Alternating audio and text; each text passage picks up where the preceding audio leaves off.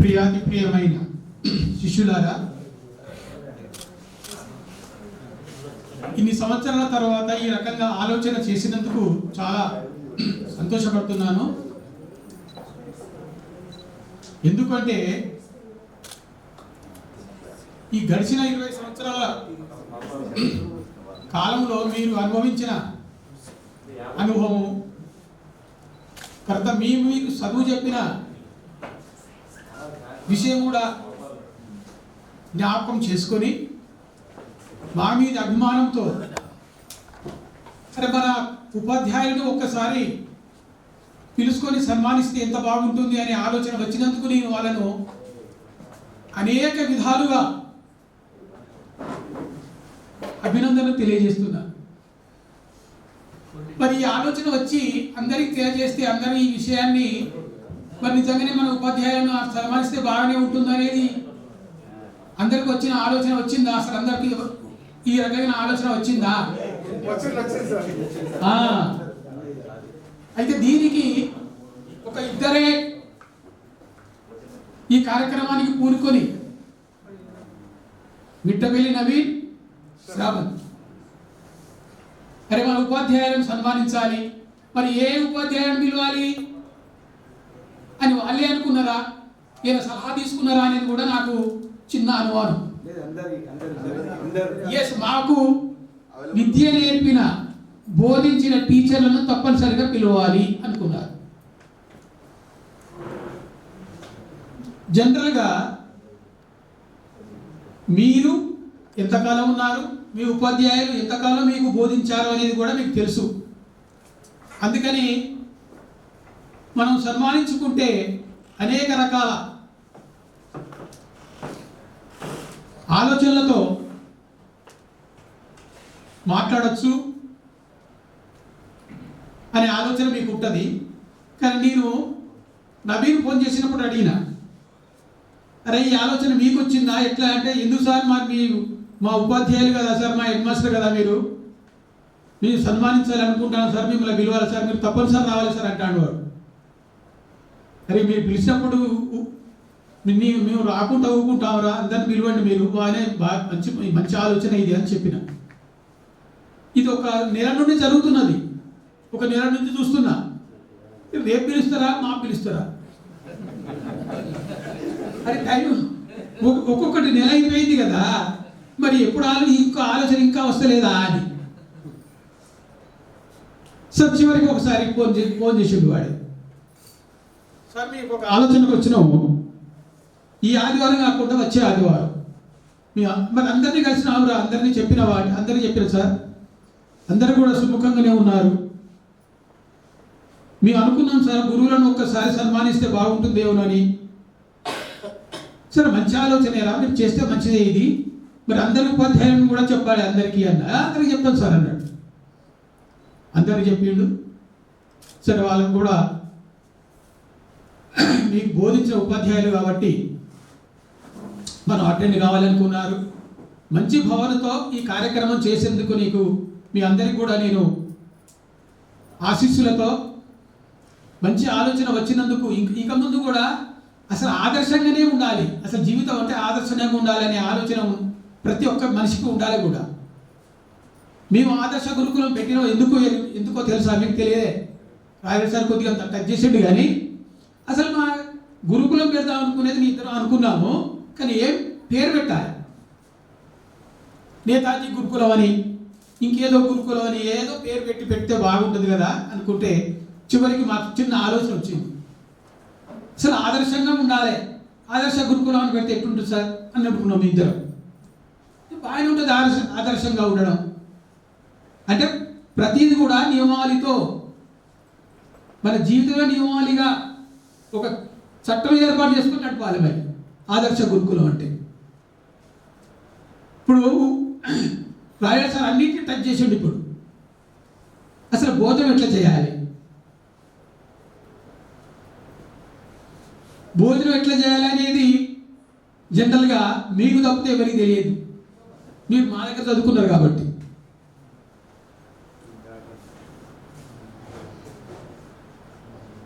అది చాలా నేర్చుకున్నారు అనుకోండి మా దగ్గర మీరు. కానీ నేర్చుకున్నందుకు కూడా ఇప్పుడు అవన్నీ మీరు జ్ఞాపకం ఉంచుకొని గుర్తుంచుకొని మీ పిల్లలకు కూడా కొన్ని చెప్పొచ్చు. మొన్న మన స్టూడెంట్ కొండా ప్రభాకర్ అమెరికాలో ఉన్నాడు. వాడు మొన్న వచ్చిండు అనమాట. ఇక్కడికి వచ్చినప్పుడు మమ్మల్ని పిలిచిండు. సార్ మిమ్మల్ని చాలా సంవత్సరాలే చూడక రావాలి సార్ మీరు, నేను మళ్ళీ ఎప్పుడు వచ్చినో తెలియదు, ఒక 20 మందిని పిలుస్తున్నా సార్ అని వారి క్లాస్మేట్స్ 20 మందిని పిలిచిండు. మమ్మల్ని ఇద్దరిని పిలిచిండు. తర్వాత లక్ష్మీకాంత్ సార్ కూడా పిలిచిండు ఆ రోజు. కానీ లక్ష్మీకాంత్ సార్ ఏదో చిన్న కారణాల వల్ల రాలేకపోయింది ఆయన. అయితే అమ్మాయిని తీసుకొచ్చిండు. ఆయనకు ఒక బిడ్డ ఉన్నది. అరే అమ్మాయిని తీసుకొచ్చిన ఎందుకు రా అమెరికా నుంచి, మరి మీ మిస్సెస్ ఏది రానా? సార్ మా మిస్సెస్ అంటే నేను రానన్నది, కానీ నా బిడ్డ ఏమన్నదంటే మీ గురువులను చూడాలి, మీ గురువులతో మాట్లాడాలి అనేది దాని కోరిక ఉన్నది సార్, మిమ్మల్ని చూడాలన్నట్టు అది, అందుకని నేను అమెరికా నుంచి తీసుకొచ్చిన సార్ అని. అయితే ఆ అమ్మాయి నా పక్కకే కూర్చుంటుంది అనమాట. అయితే అది అమెరికాలో పుట్టింది కాబట్టి దానికి తెలుగు రాదు, తెలుగు వస్తుంది కానీ తక్కువ. నేను ముందు ఒక చిన్న ప్రశ్న అడిగినాను అనమాట. దానికి ఇంగ్లీష్నే అంటే వీడు చెప్పిండు, ఇగో మా పెద్ద సార్, మా హెడ్ మాస్టర్ ప్రిన్సిపాల్ సార్, కాబట్టి హెడ్ మాస్టర్కి ఇంగ్లీష్ వచ్చు అనేది అమ్మాయికి తెలుసున్నాడు. మరి చిన్నగా దాంతో మాట్లాడదాం అనుకున్నా నేను. అమ్మాయి కదా, అది 12-13 సంవత్సరాలు ఉంటుంది. అమ్మాయి, what are you doing now? Anna, what do you say sir? Anna, no, what are you doing now? Are you studying? Are you going to school or not? Sir, okay sir, I am going to school, I am studying. Okay, but I want to speak to you, I want to see you. I asked my father, I too come along with you to India, I have to see your gurus అని అన్నది అమ్మాయి. అన్న sir నేను I asked my father also sir, that's why I came అన్న. Okay, that is good, no problem, that is your wish to ask and see your father gurus. అది మాట్లాడిన తర్వాత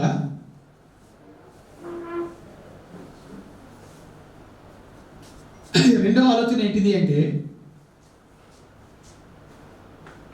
మా దగ్గర చదువుకున్న పిల్లలు ఒక్క అమెరికాలోనే లేరు, ఇప్పుడు ప్రపంచ దేశాలలో ఉన్నారు. కానీ మాకు వాళ్ళు ఎక్కడ ఉన్నారనే తెలియదు. రీసెంట్గా వాడు అమెరికా పోయింది కాబట్టి,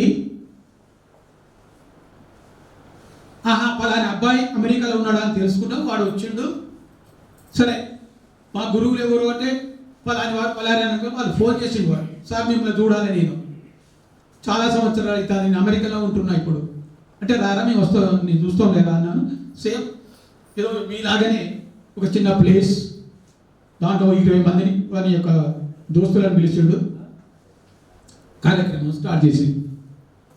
అయితే ఈరోజు కార్యక్రమానికి ఆ రోజు కార్యక్రమానికి చాలా డిఫరెన్స్ అన్నమాట. ఇది ఒక batch, and moreover this batch is the toppest of all batches. అన్ని బ్యాచ్లలో మీ బ్యాచ్ నాకు చాలా సంతోషకరమైన బ్యాచ్ అన్నమాట. 94-95 కదా మీ బ్యాచ్.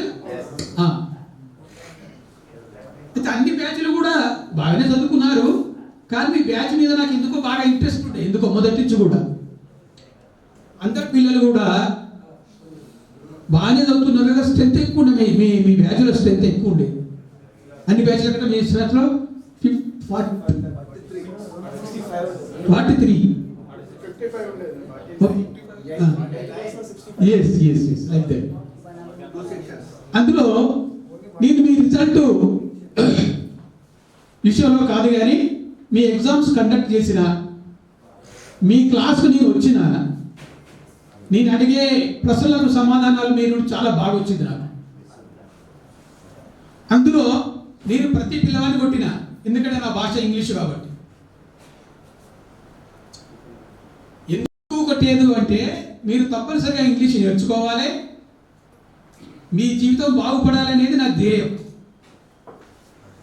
అందుకని మీకు అది జ్ఞాపకం ఉన్నదో లేదో కానీ మళ్ళీ సార్ బాగా కొడతారా అని కొందరు అనేదట. అది నాకు కూడా తెలిసిందన్నమాట. అరే మలయాళ సార్ బాగా కొడతారట, మలయాళ సార్ బాగా కొడతారట, ఇంగ్లీష్ చెప్తారట కానీ బాగా కొడతాడట. నేను బాగా కొడతా కానీ మీ పిల్లవానికి ఇంగ్లీష్ వచ్చా రాక, మరి ఇంగ్లీష్ రాకుంటే ఈ ప్రపంచంలో బతుకుడే కష్టం అవుతుంది ఈ రోజులల్లో.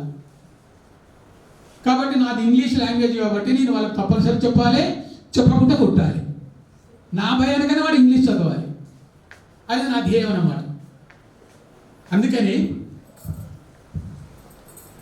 మీరు కూడా మీ పిల్లలను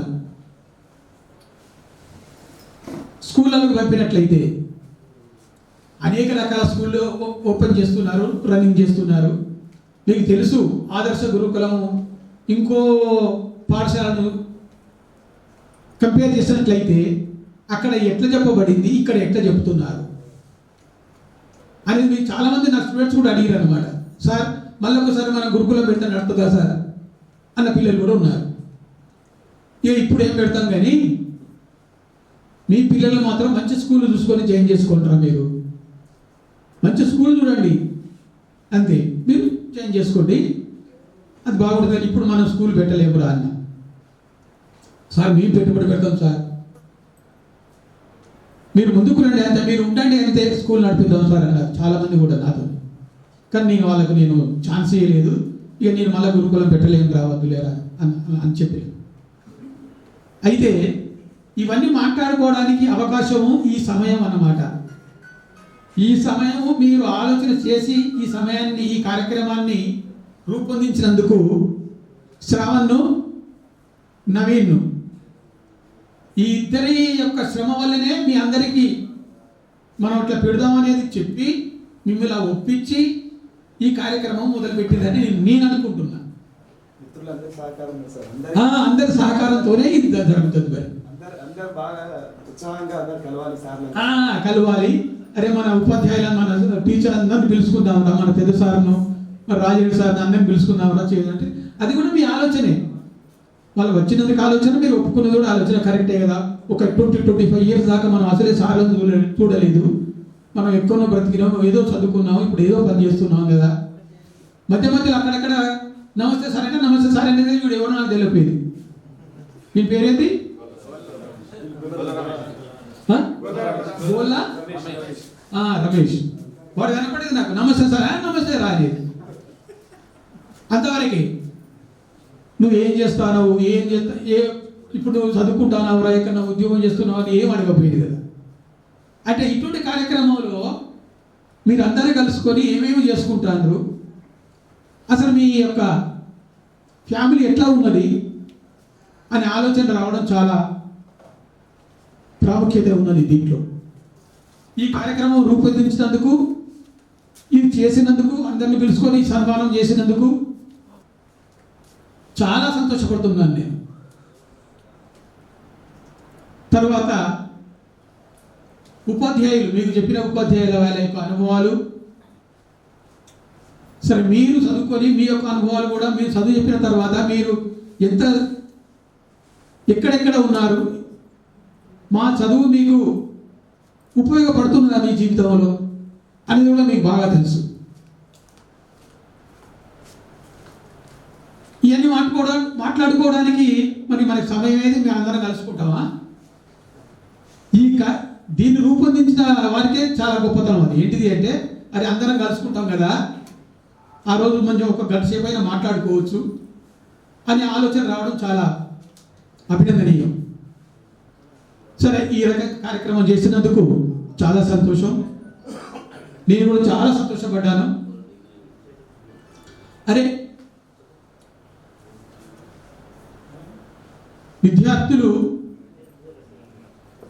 టీచర్లకు సన్మానం చేయడం అంటే వాళ్ళకి ఎంత అభిమానం ఉంటే సన్మానం చేయాలి. చదువు చెప్పిన అయిపోయింది, ఉద్యోగ చదువు చెప్పినారా మనకు, ఏదో ఫీజు ఇస్తే చదువు చెప్పిన అంటున్నారు చాలామంది ఉన్నారు. ఆ రకంగా కాకుండా సరే మనం ఈ పొజిషన్లో ఉండి సార్లు చదువు చెప్పినందుకు మనం ఇట్లా ఉన్నాం కాబట్టి ఏదో సంతోషంగా సార్లను పిలుచుకొని ఓ కార్యక్రమం రూపొందిస్తే మంచి బాగుంటుంది కదా అని అనుకోవడం మాత్రం చాలా గొప్పతనమే. అయితే చివరికి నేను అనేది ఏంటంటే, మీరు మా దగ్గర చదువుకొని ఈ రకంగా ఆదర్శంగా అంటే మా దగ్గర నేర్చుకున్న ఆదర్శం మీ జీవితంలో ఎట్లా ఉండాలంటే ప్రతి ఒక్కరిని ఆదర్శంగానే చూడాలి. మీ ఫ్యామిలీస్ అందరినీ కూడా ఆదర్శంగానే చూడాలి. ఆదర్శం అనే పదానికి మన తెలుగు సార్ బ్రహ్మాండమైన నిర్వచనం ఇచ్చాడు. ఆ రకంగానే మన జీవితం అంతా ఆదర్శంగా ఉండాలంటే మీరు ఆలోచన చేసుకోవాలి. మీ పిల్లలు, మీ ఫ్యామిలీ ఎంత ఆదర్శంగా ఉంటే మీరు సంతోషంగా ఉంటారు. రాజర్ సార్ చెప్పండి మీకు 1-2 విషయాలు ఆదర్శంగా ఉండాలి. దేంట్లో ఆదర్శంగా ఉండాలి? మనిషి యొక్క బ్రతుకు ఎట్లా ఉండాలి, ఎట్లా బ్రతకాలి అంటే ఆదర్శంగానే బ్రతకాలి. మరి మీరు ఆ రకంగా మీ పిల్లలను, మీ ఫ్యామిలీని ఆదర్శంగా చూసుకుంటూ మీరు ఇంకా మీ జీవితంలో గొప్పగా అభివృద్ధి కావాలని ఆ భగవంతుని కోరుకుంటూ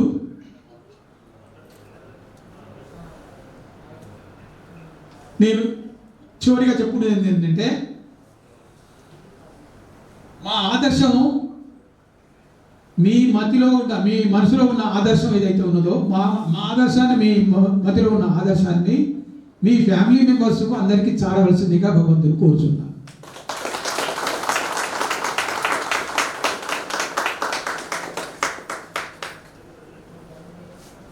తర్వాత భోజనం చేసినాక మాట్లాడదాం అన్నాడు మనోడు. నేనన్నా ఇక భోజనం వద్దు, ఏదో 5-10 నిమిషాలు నేను మాట్లాడతలేరా చివరికి, తర్వాత భోజనం చేద్దాం లేరా అన్న. సరే, సమయం కూడా ఎక్కువనే అయింది. అందరు టీచర్లు మాట్లాడారు. వారి అభిప్రాయాలు, ఉపాధ్యాయుడు ఎట్లా ఉండాలి, మేము ఏం చేశాము అనేది బాగా చెప్పారు. మీరు సరే సంతోషించారు, నాకు అర్థమైంది, వింటున్నా కూడా. అట్లనే మీ ఆదర్శాన్ని కూడా మీ ఫ్యామిలీ మెంబర్స్కు చూపాలి. శ్రావణ్ మ్యారేజ్కి అటెండ్ అయినా వాళ్ళ మదర్ తీసుకుపోయాడు వాడు ఉన్న కాడికి. ఇప్పుడు ఎక్కడ ఉన్నాడు, ఏ దేశం ఉన్నది? సింగపూర్ కూడా వాళ్ళ మమ్మీని తీసుకుపోయాడు. అంటే వాళ్ళ మమ్మీని ఇక్కడి నుంచి సింగపూర్ తీసుకుపోయింది అంటే ఒక తల్లిని ఇక్కడ ఉంచి వాడే మొత్తం సింగపూర్ కానీ ఇంకొకడికి పోతా అంటే అది భరించలేని పరిస్థితి ఉన్నది. కాబట్టి నేను తప్పనిసరిగా మా అమ్మని తీసుకొని పోవాలి అని ఆలోచన వచ్చింది వారికి. అది చాలా సంతోషం. ఆ రకంగానే మీరు కూడా ఆదర్శంగా ఉండాలి, మంచిగా బ్రతకాలి.